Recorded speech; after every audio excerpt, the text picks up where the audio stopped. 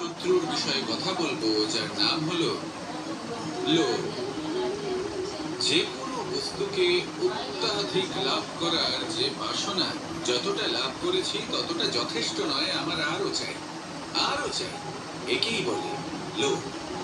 এবার এই লোভ আপনার জীবনে শুভ না অশুভ, আপনার মিত্র নাকি আপনার শত্রু, সেটাও নির্ভর করছে আপনার উপর। যেমন ধরুন, কোনো ব্যক্তির অসম্ভব ধনের লোভ, সে সেটা অর্জন করছে আর সেটা সংগ্রহ করছে, আর সেটা লাভ করার জন্য সে অনৈতিক কাজ করছে। যদি এইসব হতে থাকে, তাহলে লোভ কিন্তু আপনার পক্ষে অত্যন্ত ক্ষতিকারক।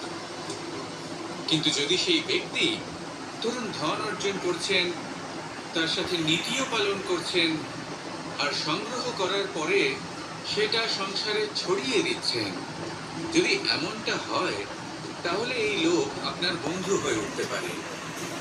যদি আপনার সৎসঙ্গ লাভ করার, সৎকর্ম করার লোভ থাকে, তাহলে আপনি কখনো একা থাকবেন না। যদি ভালোবাসা প্রদান করার লোভ থাকে, এই সংসারকে সাহায্য করার লোভ থাকে, তাহলে এই লোভ যা সংসারের শত্রু, সেটা কিন্তু আপনার সাথে পরমাত্মার মিলন ঘটাতে পারে। এবার এই লোভকে নিজের মিত্র করে তুলবেন নাকি শত্রু করে তুলবেন, সেই সিদ্ধান্ত আপনারই। আসুন আমার সাথে ভালোবেসে বলুন, রাধা